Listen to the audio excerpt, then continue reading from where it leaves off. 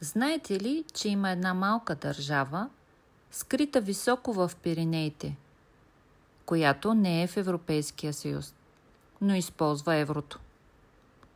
Страна без летище, но с хиляди километри ски писти. А какво ще кажете за място, където данъците са почти символични, но цените не съвсем? Добре дошли в Андора. Разположена между Франция и Испания, тя е една от най-малките държави в Европа, с площ едва 468 квадратни километра.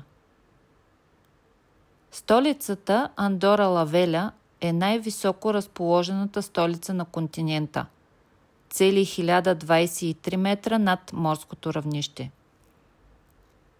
Въпреки че не е в Европейския съюз, тук официалната валута е еврото. Населението е около 80 000 души, но туристите, които я посещават всяка година, са над 10 милиона.